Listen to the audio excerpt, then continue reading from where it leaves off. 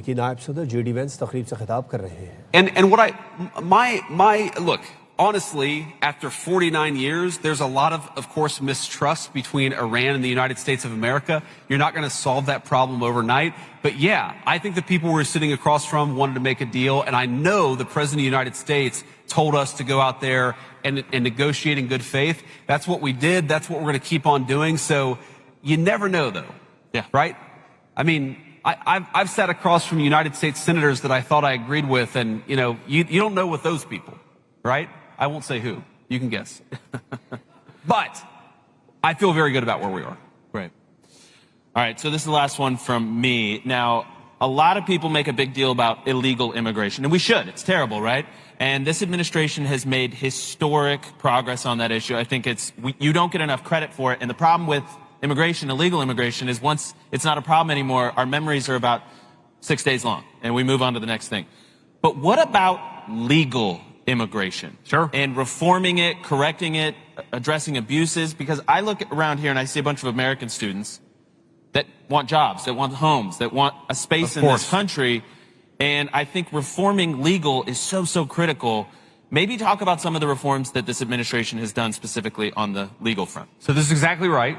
And this is 100%, you know, I think one of the first pieces of legislation I sponsored in the United States Senate was effectively to get rid of the H-1B visa, because I cared so much about this when I was in the Senate. And yes, it is the case that Congress has not exactly come along. There, again, to my point about the United States Senate, there are far more people who are sponsoring that legislation today than there were 10 years ago, but it's not nearly enough to get it through. But just through administrative action, I don't think people realize this, the number of new H-1B visas is down about 90% in the United States of America. Like that's something that we accomplished purely through administrative action. And again, it's something I cared a lot about. It's something the president cared a lot about. So, you know, there are other things too. There are ways in which, you know, our visa system is taken completely advantage of. One of the biggest loopholes in American immigration, legal immigration policy, and I'll never forget my debate against Tim Walz, where the moderator tried to fact check me because I said this person is an illegal immigrant. It's like, no, actually, they came in as an asylum claimant. And it's like, if you came in on a fraudulent asylum claim, you are an illegal immigrant, whatever the hell somebody from CBS says that you are. And the asylum process was, I mean, there were literally millions of people coming into the United States every single year on false asylum claims. We have those claims down something like north of 95%. So there are all of these things that you can do, purely through administrative action.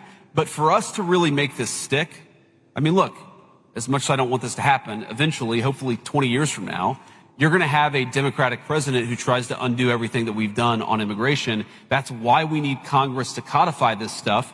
But right now, I'm very proud of what we've done in the Trump administration. Massive reductions in fraudulent visas, massive reductions in fraudulent number of asylum claims, massive reduction in H-1B visas granted. We're making a lot of progress. As I said to you, we want to make more. We're certainly going to make more over the remaining 3 years. But what that means, fundamentally, is you guys deserve to have good jobs. And I don't want, you know, when you graduate from this amazing university, and it hurts me to say that as an Ohio State fan, but this is an amazing university. When you graduate, I think the guy who was screaming earlier, he's clearly a Michigan guy. Just put it on the table. Oh no, we have another Michigan guy over here. But they did win the Natty. So yes, that's right. That's right. But when you guys graduate from this university, I don't want you competing against a low-wage foreigner for your first job. I want a company to have to pay you a fair wage for a fair day's work. It's like common sense. But to do that, you really have to do reform of the H-1B and other, it's not just the H-1B, a number of the other visa systems. We made a lot of progress, but man, I would love a Congress. And you guys advocated. Ask yourself, I mean, you have a Senate primary going on right now. This is what I say about getting more involved. Every single one of you should ask those Senate candidates, what do you think about the H-1B visa? Would you co-sponsor the vice president, former senator's legislation to eliminate that program because it's basically just something that big tech companies take advantage of? These are the things that you guys have to do, because I can't keep these politicians honest by myself. I need your help. It's a very big job. Great stuff. So, thank you, Mr. Vice President. We have some questions. I believe we're ready for some questions for Yeah, let's do some questions for the audience. Oh, right here. Okay, there we are. Hello. Hi, my name is Hope. I have a serious question and then a fun question. Okay. So your serious question is, when you were growing up, who was your voice/influencer that helped you see your conservative views? And then for now, who can we look at as an influencer or like a voice? Okay, so that's very interesting. So, you know, when I was a kid and I was kind of developing my politics, there was actually a radio host, a guy who founded this organization called Focus on the Family, James Dobson, who was really influential to me. And he was just, you know, he was a good Christian guy. He talked about the family. He talked about things I cared a lot about. And I came from a broken home. So when he talked about the ways in which a broken home had a negative effect on kids, it made sense to me because I was seeing it in my own life. And then here was a guy who was actually talking about it. And what I liked about him is that he didn't talk about it in this judgmental way, right? He wasn't attacking a kid like me who didn't have everything handed to him. He was just explaining in a very real world, with a fundamentally Christian underpinning, here's what happens when things are broken. And, you know, when you ask who are some of the conservative influencers or the political influencers today, there are a few people that I look to who I think have very, very smart and wise spiritual wisdom. I mean, like, I think Andrew and Blake and the podcast that they have at TPUSA is amazing. I listen to it all the time. I think it's great. You know, I think if you want a good laugh, I love Theo Von. Like, he's one of my favorite.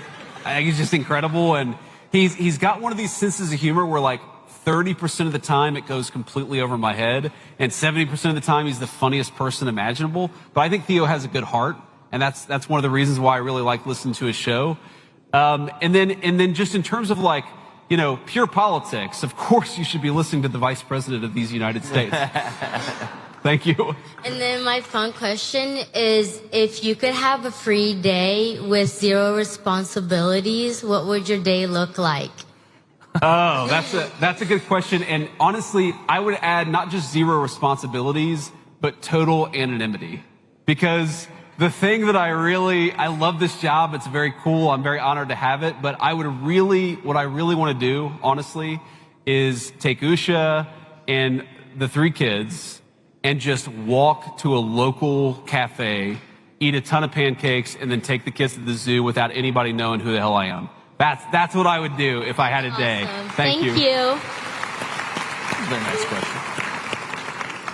All right, hi JD, my name is Jacob, and I'm also from Cincinnati, so I get you, I'm with you there on the zoo. That's pretty awesome. Yeah, so. Appreciate that. Thank you. Anyway, my question is that there's a lot of division within our country right now, from right to left and everybody in between. And leading up to the 2024 election and Charlie's death, I found that Charlie was definitely the glue that held at least the conservative movement together. Right. And since he has passed, there's been a lot of division within our conservative movement, and especially with the 2026 midterms and the 2028 election coming up. How do you think the conservative movement can be united? And if there is a who do you think that could be? Well, that's a very good question. And look, man, I agree with you. I think part of the division is Charlie's death, because Charlie, as Andrew knows well, and a lot of this was behind the scenes, Charlie was the guy who was talking to different segments of the movement, right? So, I mean, just this Iran thing. Charlie would be the guy who was talking to the people who really wanted to go to war with Iran and the people who really didn't want to go to war with Iran. And he would try to find ways for those guys to work together, even if they disagreed over one issue, right? And so Charlie's absence is a huge thing. And my answer to your question is, who replaces Charlie Kirk? I think it's going to be a combination of people. I think Andrew's got a role. I've got a role. You guys have got a role. And I think the most important thing to remember about how Charlie thought about this is he always recognized what was the goal and who was the real problem. The real problem is not a person who disagrees with you about this or that foreign policy or domestic policy issue. The real problem is the person who killed our friend. and anybody who defended the people who killed our friend. And we got to keep our eye on the ball and recognize that those who want to kill conservatives because they have the wrong viewpoints, we need to defeat those people. We need to unite with each other and actually fight together to defeat the real enemy that's out there. That's the most important message. And I'll also give you, one of the reasons why I'm optimistic about this is, even when Charlie was alive, you saw some of these divisions starting to bubble to the surface, okay? And I remember, Charlie died in September of 2025. I hadn't been vice president. I'd been vice president for all of 8 months when Charlie lost his life to an assassin's gun. One thing that makes people in politics sort of divide against each other is just being in power, right? When you have control of the House, the Senate, the White House, and there's not an election around the horizon, it's very easy to forget what your goal is. Well, starting in a few months, we're going to have primaries that are over, we're going to have candidates on the ballot, and we're all going to need to get out there and work hard, because the people who want to kill Donald Trump, the people who want to throw Donald Trump in prison, the people who murdered our friend, and then the people who celebrated it afterwards, those people are trying to achieve political power. We cannot let them, and we have to unite to make sure that doesn't happen. Amen. Thank you, JD. Good evening, Mr. Vice President. Thank you for taking the time to come out here. My name is Dane Hoff. I'm originally from the great state of Arizona and proudly voted for you and Donald J. Trump in November 2024. There we go. And my question is that many people believe the midterms are already gone for us. I disagree. So what is the game plan to win the midterms, and what's the strategy to maintain the coalitions Trump won in 24? So number one is, I totally agree with you. The idea that the midterms are gone is preposterous. And if you go back to 2018 and you look at the polling picture in 2018, that was Trump's first term. And what it showed is that Republicans were getting crushed in the generic ballot by 10, 11, 12 points. The worst polls right now, the worst polls, not all of them, the worst polls have us down by 5 or 6 points, okay? And what happened in 2018 is that as we got closer to the election, and again, the right kind of unified in the face of an election campaign, what happened is those margins narrowed, and the Republican Party did much better than expected in 2018. It wasn't a great election by any means, but the idea that this is done now, it's ridiculous, and frankly, it's cynical, pessimistic garbage pushed by people who want us to completely give up. Don't give up. We got to keep on fighting. That's the fundamental and most important thing, is the people telling you to give up on the midterms are the people who want us to lose the midterms. Don't listen to them. But what's the game plan? You asked what the game plan is. So I'll give you a little good news and a little bad news on that, because the bad news and the good news about the modern Congress is, whether you agree with this or not, the districts are so gerrymandered, there aren't that many battleground congressional districts left. Like if you go back to 2014, where I think Republicans won like 80 seats in the House, that's not going to happen. Elections like that don't happen anymore. So what we got to fight is 20 or 30 districts where there's actually some real competition in those districts. We got to put a lot of resources. We got to knock on a lot of doors. We got to get out the marginal Trump voter. Because one of the things we saw in 2024 is a lot of our voters, they're dedicated, they love the president, they don't show up in midterm elections. So we got to knock on as many doors and make sure those people get out and vote. We have a game plan, but the House is going to be determined by 20 or 30 seats. We just got to win as many of those as possible. And yes, we can win the midterms in 2026. Thank you. And we should say what's happening in Virginia, you know? Exactly. I mean, and this is the thing. Democrats always overreact. They always overreach. They always do crazy things. And look, there are districts where, MSNBC will say, well, this district, Donald Trump won it by 20 points, and then, this guy only won it by 12 points. That means everything's terrible. You look in Virginia, or look at some of these other places where, Kamala Harris won it by 4 points, and now Republicans are winning by a few points. There's a lot of reason to think that we have a good chance here. We just got to keep on working at it. Sorry, next question. And the redistricting. Make sure if you're watching in Virginia. Yes. Yeah, sorry. Virginia, vote against the Obama-Spangenberger redistricting plan. Yep. Vote against it. And frankly, the polls are moving in our direction a little bit. We just got to get out there and defeat that ballot measure. Hi, Mr. Vice President. Thank you so much for being here. It's truly incredible that you can come all across the world and then just be in Athens. So my question, not to sound pessimistic, but my question revolves around Congress. Sure. And, many Americans feel discouraged, even somewhat dissatisfied. The executive sets out a plan. We want to do something, but Congress sometimes is just unable to deliver. And with, the inability to keep the government open during shutdowns and all of that stuff, what are your thoughts? I know leaders such as Governor DeSantis have called on term limits for Congress members, balanced budget amendments, and banning stock trading. What do you think are just some practical measures that we can take to ensure Congress is delivering results to the American people? Yeah, so great question. And I remember during the State of the Union address, when the president talked about banning members of Congress from trading stocks, I looked over at Nancy Pelosi and she was sitting in her chair like, and if you watch the State of the Union, I start laughing hysterically. It's because I looked over and saw the look on Nancy Pelosi's face. I think people don't have any idea how bad the corruption is in Washington, D.C. So yeah, I love the idea of term limits for Congress. You know what I love more? I love the idea of term limits for bureaucrats. Nobody in Washington, D.C. should be able to sit in a chair for 30 years, do your public service, and go back home and do something productive. Look, so much of what's broken about Congress really does go down to corruption. So, there are so many examples, let's say, of a congressman who got a classified briefing on COVID. It's like, oh, there's this crazy Wuhan flu that's floating around Wuhan, China. And again, at that point, like, everybody called it the Wuhan flu. And then you come out of that classified briefing and you buy a bunch of biotech stocks, or you buy a bunch of pharmaceutical stocks, or maybe, you sell airline stocks because you know that the airlines aren't going to work that well if everybody's sort of sheltering in place and governments are shutting down the economy. That stuff should be illegal and you should go to prison for it. And if you just cut out the basic corruption, you'd solve a lot of the problems. Thank you so much. This will be the last question. Okay. Can we take two more? Because I like answering questions. We'll take a couple more. Hi, Mr. Vice President. Before I get to my question, I just want to, number one, thank you for your service to the United States military. And number two, welcome you to the greatest university in this country.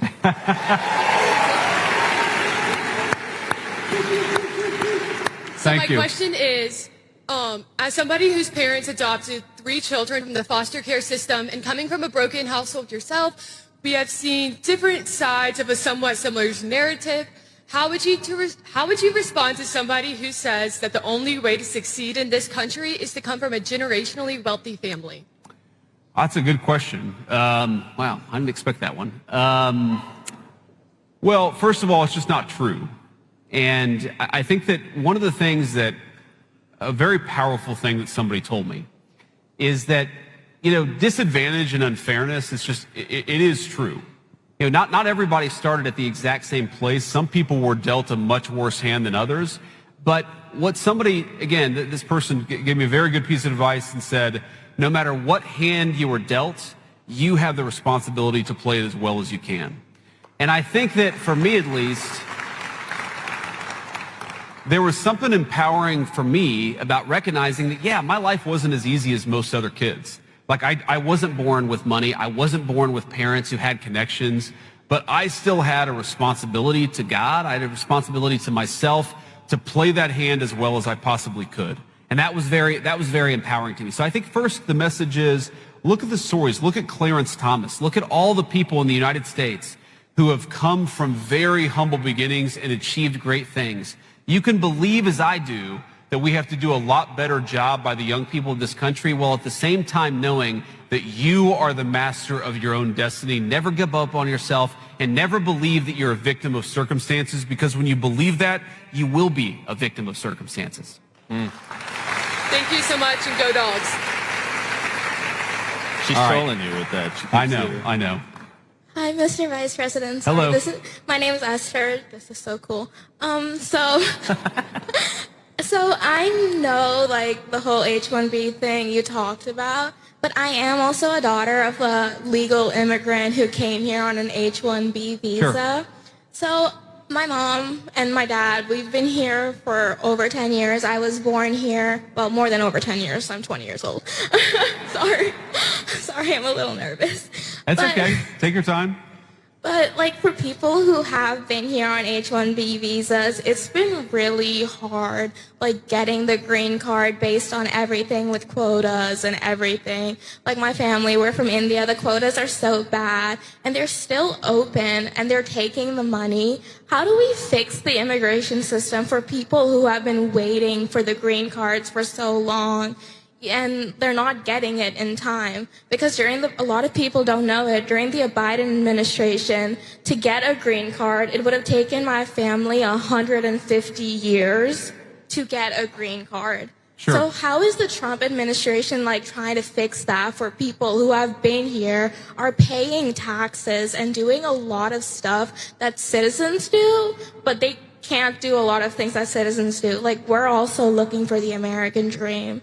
Like, my parents, they send me to private Catholic school, even though sometimes we used to live paycheck to paycheck. So how is the Trump administration going to fix that for, like, people like that? Sure. So let me just offer a couple observations there. So one, I appreciate the question, and two, what I would say is, you heard me talk about H-1B fraud, because I think there is a lot of fraud in the H-1B system, and I think you can believe on the one hand that there's a lot of fraud in the H-1B system, while also believing that there are people who have come to the United States in the past who have enriched this country. And look, I'm married to the daughter of immigrants from India, and, I love my in-laws, and they're great people, and they've been great contributors to the United States of America. But I also think that when you become an American citizen, whether your family has 9 generations of lineage in the United States, or whether your family has 0 generations of lineage in the United States, one of the responsibilities that we must expect of citizens, and of course, it's always hard to talk in specifics about your situation because I don't know about it. But one of the obligations of citizens is that you have to think about the best interest of the country, and not the country you came from beforehand, and not of any sort of, any group that you came from. You've got to think of yourself as an American. The system only works if everybody thinks of themselves as an American. I remember having this conversation with my father-in-law, who's an amazing guy, and, it was actually during a Senate event that I had done where I had somebody who came up to me, and I'm sure a great person, like a wonderful person. It was a Ukrainian American in Cleveland, Ohio. I was campaigning for the Senate. There are a lot of Ukrainian Americans in Cleveland, Ohio. And this person got really agitated at me because I was saying we should stop funding the Ukraine war, okay? And I still believe that, obviously, and it's one of the things I'm proudest that we've done in this administration is we've told Europe that if you want to buy weapons, you can, but the United States is not buying weapons and sending them to Ukraine anymore. We're just out of that business. It's a very good thing. But these Ukrainian American, again, a kind person, they probably didn't vote for me after this conversation, but he was kind of sticking his finger in my face saying, you need to support my country. You need to support my country. And I said, sir, with all due respect, if you're an American, your country is the United States of America, not a place that you immigrated from, whenever that was. And it occurred to me, and I know this is the last question, I'll try to be quick here, but it occurred to me that my father-in-law, who came from India, who moved to the United States, who got an education and became an American citizen, that never once in my life has he ever said, you have to do this, or you should do this because it's in the best interest of the country that I came from. And I think that attitude, to the extent that attitude dominates among the new generation of Americans, that makes Americans feel welcoming towards people, because everybody, again, whether your family's been here for 300 years or 1 second, to be an American means to look out for Americans first, and that's the perspective we have to take to our immigration policy. Thank you. Thank you. Okay, yeah. We'll do one more. Sorry, real quick. I love this, but I gotta go. Thank you so much, Mr. Vice President, and coming to UGA and allowing us to express our freedom of speech. So thank you so much. The First Lady said Epstein was not acting alone and had to be held accountable. She said and called for a congressional hearing, but President Trump multiple times called the files a hoax. The acting attorney general said Epstein shouldn't be a part of anything at the DOJ. If there are compromised government officials in those files, how can the public trust that this administration will hold anyone accountable when its own Justice Department is actively blocking the investigation? Given that, can you clearly articulate your stance on whether federal entities should have a formal investigation? Thank you. Yeah. So first of all, you said the Associate Attorney General or something. I haven't seen that quote, but here's my view on the Epstein matter. Number one, the guy was clearly a scumbag. Okay. Number two, he clearly had extraordinary connections, both with intelligence services, both inside the United States and outside the United States, and also with a lot of very wealthy and powerful people. Okay. Number three, I have been a firm advocate and will continue to be a firm advocate of where we have something, and you know, like, I'm probably more obsessed with this than most officials, okay? Probably more obsessed with this than most people even in this room, is when you see somebody who says something in an email that suggests, you know, there's one email I read, and it's been a little while ago, but it was talking about, you know, one person sent an email to Jeffrey Epstein saying, oh, there were some really nice, like, pizzas and grape sodas or something like that. And I remember it sounded like the Pizzagate conspiracy theory, but here it was in like an email from a guy. And my reaction to that was, we should absolutely investigate that person. Okay. And, you know, you remind me, I'm going to follow up on that to see whether we've investigated that person, because we should. We absolutely should. When you see evidence of sexual assault, sexual misconduct, regardless of whether you're powerful or not, in fact, you should probably investigate it more if you're a powerful person, right? I don't want powerful people, you know, being involved in this disgusting behavior. But I have to defend the president on this, because when he said that it was a hoax, what he was talking about was this democratic idea that he's connected to Epstein. If you look at those emails, it's like, you know, they were in the same, you know, everybody in Palm Beach knew everybody, okay? Like, the president has said he knew Jeffrey Epstein and he was a scumbag. But what you see in those emails is that Jeffrey Epstein hated Donald Trump. And Donald Trump hated Jeffrey Epstein. In fact, one of the emails is about Donald Trump narking on Jeffrey Epstein to the local sheriff, saying, this guy's a scumbag. You should go and pick him up.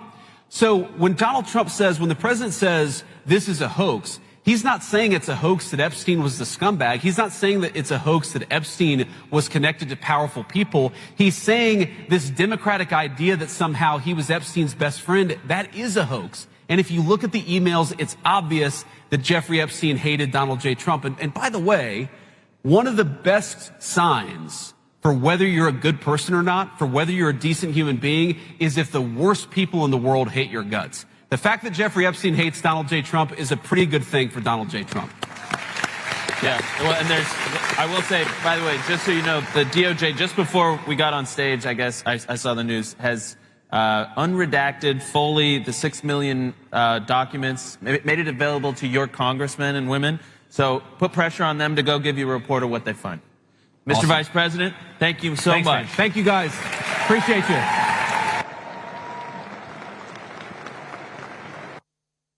नायब सदर JD Vance तकरीब में गुफ्तगू कर रहे थे। उन्होंने कहा पाकिस्तान की सालिसी में मुज़ाकरात में ज़बरदस्त पेशरफ्त हुई। मुज़ाकरात में पेशरफ्त की वजह से ही जंगबंदी अभी बरकरार है। नेक नियती से मुज़ाकरे और आगे बढ़ रहे हैं। हम मुज़ाकरात जारी रखेंगे ताकि ईरान और दुनिया की भलाई हो। मैं समझता हूँ कि ईरान मुआहदा करना चाहता है। अमरीकी नायब सदर ने मजीद कहा कि ट्रंप ने भी हमें हिदायत की थी कि नेक नियति के साथ मुज़ाकरात करें। पाकिस्तान की सालिसी में मुज़ाकरात में ज़बरदस्त पेशरफ्त हुई है। ईरान के साथ जंगबंदी बरकरार है। अमरीकी नायब सदर ने कहा अमरीका और ईरान के दरमियान अदम एतमाद एक रात में ख़त्म नहीं हो सकता। ट्रंप ईरान से छोटी मोटी नहीं बल्कि बड़ी डील चाहते हैं। सदर ट्रंप ईरान के साथ जामे मुआहदा चाहते हैं। जेडी वैंस ने कहा कि ईरान को मुआहदे के तहत प्रॉक्सीज की माली मुआवनत से रोकना चाहते हैं।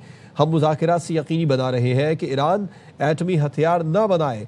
अमरीकी नायब सदर जेडी वैंस ने मजीद कहा कि पाकिस्तान की सालिसी में मुज़ाकरात में زبردست پیش رفت ہوئی ہے، اور انہوں نے یہ بھی کہا کہ مذاکرات جاری رکھیں گے تاکہ ایران اور دنیا کی بھلائی ہو۔ امریکی نائب صدر جے ڈی وینس نے گفتگو میں مزید کہا کہ ایران کے ساتھ معاشی طور پر ہم ایک عام ملک کی طرح سلوک کریں گے۔ تہران کو ہماری پیشکش واضح ہے کہ وہ ایک عام ملک کی طرح کام کرے۔ اگر ایران نے جوہری بم نہ بنانے کا وعدہ کیا تو ہم اس کی معیشت کو فروغ دیں گے۔ نیک نیتی سے مذاکرات کیے اور آگے بھی کر رہے ہیں۔ ٹرمپ نے بھی ہمیں ہدایت کی ہے کہ مذاکرات کریں۔ میں سمجھتا ہوں کہ ایران معاہدہ کرنا چاہتا ہے۔ 49 سال میں کبھی امریکہ ایران کے اسلام آباد سطح کے مذاکرات نہیں ہوئے۔ ہم مذاکرات جاری رکھیں گے تاکہ ایران اور دنیا کے لیے کوئی بھلائی ہو سکے۔ جے ڈی وینس نے کہا کہ ٹرمپ ایران کو اقتصادی طور پر ایک خوشحال ملک میں تبدیل کرنے کی پیشکش کر رہے ہیں۔ مذاکرات جاری رکھے ہوئے ہیں تاکہ ڈیل ہو اور دنیا کے لیے کچھ بہتر ہو جائے۔ ایران ایٹمی ہتھیار نہ رکھنے کی یقین دہانی کرائے تو اسے ہم عالمی معیشت میں شامل کریں گے۔ ایران شرائط مان لے تو وہ بھی ترقی کے سفر میں ساتھ چل سکتا ہے۔ امریکی نائب صدر نے مزید کہا کہ ٹرمپ چاہتے ہیں ایران ایٹمی ہتھیار نہ بنائے اور پراکسیز کی سہولت کاری نہ کرے۔ مذاکرات میں پیشکش کی وجہ سے ہی جنگ بندی ابھی تک برقرار ہے۔ ہم نے پاکستان کی ثالثی میں مذاکرات میں زبردست پیش رفت کی ہے۔ جے ڈی وینس نے کہا، ٹرمپ نے کہا کہ ایران نارمل ملک کی طرح رویہ رکھے تو ہم بھی ایسا ہی کریں گے۔ مذاکرات میں کافی پیش رفت ہوئی تھی لیکن جوہری ہتھیاروں پر ڈیڈ لاک ہوا۔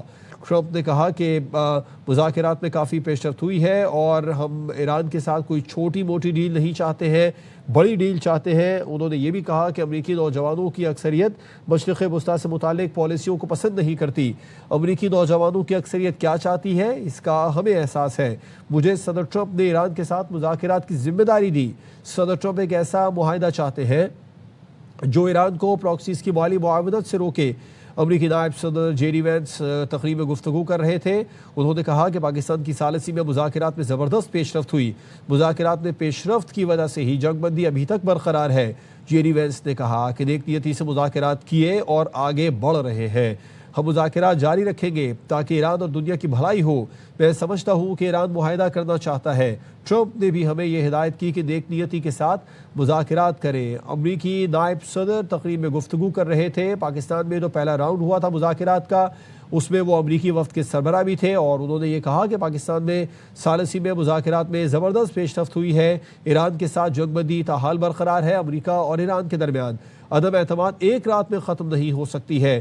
49 برسوں میں پہلی بار ایسا ہوا جیسا اسلام آباد میں ہوا ہے۔ آمنے سامنے امریکہ اور ایران کے رہنما بیٹھے۔ ہائی لیول ڈیلیگیشن 49 برسوں میں پہلی بار پاکستان کی ثالثی میں آمنے سامنے بیٹھے ہیں۔ پاکستان کی ثالثی میں مذاکرات میں زبردست پیش رفت ہوئی اور یہ پیش رفت کی وجہ سے ہی جنگ بندی ابھی تک برقرار ہے۔ نیک نیتی کے ساتھ مذاکرات کیے اور نیک نیتی کے ساتھ ہی مذاکرات آگے بڑھ رہے ہیں۔ انہوں نے کہا کہ ہم مذاکرات جاری رکھیں گے تاکہ ایران اور دنیا کی بھلائی ہو۔ میں سمجھتا ہوں کہ ایران معاہدہ کرنا چاہتا ہے۔ ٹرمپ نے بھی ہمیں ہدایت کی ہے کہ نیک نیتی کے ساتھ مذاکرات جاری رکھیں۔ ہم ایران کے ساتھ ایک عام ملک کی طرح سلوک کرنا چاہتے ہیں۔ ہم مذاکرات سے یقینی بنا رہے ہیں کہ ایران ایٹمی ہتھیار نہ بنائے۔ ایران کو معاہدے کے تحت پراکسیز کی مالی معاونت سے روکنا چاہتے ہیں۔ صدر ٹرمپ ایران کے ساتھ جامع معاہدہ چاہتے ہیں۔ ٹرمپ ایران سے کوئی چھوٹی موٹی نہیں بلکہ بڑی ڈیل چاہتے ہیں۔ امریکہ اور ایران کے درمیان عدم اعتماد ایک رات میں ختم نہیں ہو سکتی ہے۔ 49 برسوں میں ایسا پہلی بار ہوا ہے جیسا اسلام آباد میں ہوا۔ ایک ہائی لیول ڈیلیگیشن امریکہ کا اور ایران کا دونوں ہی آمنے سامنے بیٹھے۔ ہم مذاکرات جاری رکھیں گے تاکہ ایران اور دنیا کی بھلائی ہو سکے۔ پاکستان کے بارے میں جے ڈی وینس نے کہا کہ پاکستان کی ثالثی میں مذاکرات میں زبردست پیش رفت ہوئی ہے اور توقع یہ کی جا رہی ہے کہ اگلا راؤنڈ بھی پاکستان میں اگلے 48 گھنٹوں میں متوقع ہے۔ امریکی نائب صدر جے ڈی وینس نے کہا کہ میں سمجھتا ہوں کہ ایران معاہدہ کرنا چاہتا ہے۔ ٹرمپ نے بھی ہمیں یہ ہدایت کی ہے کہ نیک نیتی کے ساتھ مذاکرات کریں۔ نیک نیتی کے ساتھ مذاکرات کیے اور آگے بھی بڑھ رہے ہیں۔ مذاکرات میں پیش رفت کی وجہ سے ہی جنگ بندی ابھی برقرار ہے۔ پاکستان کی ثالثی میں مذاکرات میں زبردست پیش رفت ہوئی ہے۔ امریکی نائب صدر جے ڈی وینس نے مزید کیا کہا، اس بارے میں بات کریں گے۔ واشنگٹن سے ہمارے بیورو چیف 𝐷 علی ہمارے ساتھ موجود ہے۔ 𝐷 بتائیے مزید کیا کہا امریکی نائب صدر نے؟ جی دیکھیے، بہت ہی زبردست بیان آیا ہے جے ڈی وینس کا۔ انہوں نے امریکی میڈیا سے گفتگو کی ہے اور کہا ہے کہ پاکستان کی ثالثی میں جو اسلام آباد میں مذاکرات ہوئے تو اس میں زبردست پیش رفت ہوئی۔ انہوں نے کہا کہ مذاکرات میں پیش رفت کی یہ وجہ ہے کہ جنگ بندی ابھی تک برقرار ہے۔ نیک نیتی سے مذاکرات کے لیے آگے بڑھ رہے ہیں اور ہم مذاکرات جاری رکھیں گے تاکہ ایران اور دنیا کی بھلائی ہو۔ جے ڈی وینس نے کہا کہ وہ سمجھتے ہیں کہ ایران معاہدہ کرنا چاہتا ہے، جبکہ ٹرمپ نے بھی ہمیں ہدایت کی ہے کہ نیک نیتی کے ساتھ مذاکرات کریں۔ انہوں نے یہ کہا کہ امریکہ اور ایران کے درمیان عدم اعتماد ایک رات میں ختم نہیں ہو سکتا۔ ٹرمپ ایران سے کوئی چھوٹی موٹی نہیں بلکہ بڑی ڈیل چاہتے ہیں۔ مذاکرات میں کافی پیش رفت ہوئی مگر جوہری ہتھیاروں پر ڈیڈ لاک ہے۔ جے ڈی وینس نے کہا کہ ایران کو معاہدے کے تحت پراکسیوں کی مالی معاونت سے روکنا چاہتے ہیں۔ انہوں نے ایک سوال کے جواب میں یہ بھی کہا کہ نوجوانوں کی اکثریت مشرق وسطی سے متعلق پالیسیز کو پسند نہیں کرتی اور امریکہ میں نوجوان کی اکثریت کیا چاہتی ہے اس کا ہمیں اچھے طریقے سے احساس ہے۔ تو بڑی خبر، اشارہ دیا ہے جے ڈی وینس نے کہ ایران کے ساتھ مذاکرات کا اگلا دور بہت جلد ہونے والا ہے۔ جے ڈی وینس نے اشارہ دیا مذاکرات کا اگلا دور جلد ہونے والا ہے۔ اس سے پہلے امریکی صدر ٹرمپ تو واضح کر چکے ہیں، انہوں نے واشنگٹن پوسٹ کی جرنلسٹ کو بالکل کلیئر کیا تھا کہ وہ اسلام آباد میں ہی رکیں، اور معاہدے کے حوالے سے بھی یہ کہا ہے کہ ایران معاہدہ کرنا چاہتا ہے، نیک نیتی کے ساتھ مذاکرات کی اور آگے بڑھ رہے ہیں۔ مذاکرات میں پیش رفت ہوئی ہے، پاکستان کی ثالثی میں مذاکرات میں زبردست پیش رفت ہوئی ہے، ایران کے ساتھ جنگ بندی برقرار ہے۔ امریکی نائب صدر نے یہ بھی کہا کہ کوئی چھوٹی موٹی نہیں بلکہ بڑی ڈیل چاہتے ہیں۔ جازب، مذاکرات کے حوالے سے پراکسیز کا بھی ذکر کیا جے ڈی وینس نے، اس بارے میں بتائیے انہوں نے مزید کیا کہا؟ دیکھیے، جے ڈی وینس نے جو آج بیان دیا ہے بہت ہی کہا جائے وہ بیان ہے جس کا شدت سے انتظار تھا، اور جے ڈی وینس نے واضح کر دیا اپنے بیان سے کہ امریکہ اور ایران کے درمیان مذاکرات کا ایک اور دور، سیکنڈ راؤنڈ آف نیگوسیشن بہت جلد ہونے جا رہا ہے، اور یہ بات کسی سے ڈھکی چھپی نہیں کہ اس میں پاکستان کا اہم کردار ہوگا نیکسٹ راؤنڈ آف ٹاکس میں بھی، اور ہم نے صدر ٹرمپ کی بھی گفتگو اس حوالے سے سن چکے ہیں۔ اور دیکھیے بیان کے اندر کتنی زیادہ جو ہے فلیکسیبلٹی دکھائی ہے جے ڈی وینس نے۔ انہوں نے یہاں تک یہ کہا ہے کہ امریکہ میں جو نوجوان نسل ہے، نوجوان لوگ ہیں، ان کی اکثریت جو ہے مشرق وسطی میں اس وقت جو کچھ ہو رہا ہے وہ اس کو پسند نہیں کر رہے۔ تو اب جو ہے عوامی امنگوں کے مطابق ٹرمپ انتظامیہ اس مسئلے کو حل کرنے جا رہی ہے۔ اور دیکھیے جو پہلا بھی مذاکرات کا دور ہوا تھا وہ ناکام نہیں ہوا تھا، اور جیسے جے ڈی وینس نے خود کہا ہے کہ ایران کے ساتھ معاملات ایک رات میں حل نہیں ہو سکتے۔ 21 گھنٹے 22 گھنٹے کے مذاکرات جاری رہے اسلام آباد میں، اور اس کے بعد آپ نے دیکھا جے ڈی وینس نے مختصر پریس کانفرنس کی تھی، لیکن ان کی پریس کانفرنس سے بھی یہ بات سامنے آ رہی تھی کہ جے ڈی وینس جو ہے وہ خود فیصلہ کرنے کے لیے جو ہے وہ اہل نہیں ہے۔ انہوں نے جا کے صدر ٹرمپ کو بریفنگ دینی تھی، ان سے بات کرنی تھی، اور یہی گفتگو انہوں نے امریکن میڈیا پہ بھی کی اور جو خطاب کیا ہے وہاں پہ بھی یہ بات کی ہے کہ ایران بھی مذاکرات کار تھے، ان کے پاس بھی شاید جو ہے وہ فیصلے کا حق نہیں تھا، انہوں نے بھی جا کے اعلیٰ قیادت سے بات کرنی تھی، اور مذاکرات جو ہے وہ بہت زبردست ہوئے تھے۔ اور اس میں جیسا کہ جے ڈی وینس نے اپنے حالیہ ریسنٹ اسٹیٹمنٹ میں اپنے خطاب میں یہ کہا ہے کہ ایران کے ساتھ جو ہے مذاکرات جو ہے دوبارہ ہونے جا رہے ہیں، اور انہوں نے کہا ہے کہ ایران کے ساتھ مذاکرات میں کافی پیش رفت ہوئی، صرف جوہری ہتھیاروں کے حوالے سے ڈیڈ لاک رہا، وہ بھی جوہری ہتھیاروں کے حوالے سے نہیں، اوبویسلی جو اس کی یورینیم ہے ایران کے پاس، امریکہ یہ چاہتا ہے کہ یہ یورینیم جو ہے ایران سے باہر نکالا جائے۔ اور اب دیکھیے کتنی بڑی اپڈیٹ آئی ہے کہ رشین پریزیڈنٹ نے رشیا نے یہ پیشکش کی ہے کہ وہ ایران کے یورینیم کو اپنے پاس رکھ لیتا ہے۔ یہ بہت بڑی پیش رفت ہے کہ اگر ایران جو ہے وہ رشیا کے پاس اپنا یورینیم ایز اے امانت، ایز اے ایک گارنٹی کے طور پر رکھوا دیتا ہے تو یہ تو معاملہ فوراً ہی ختم ہو جائے گا۔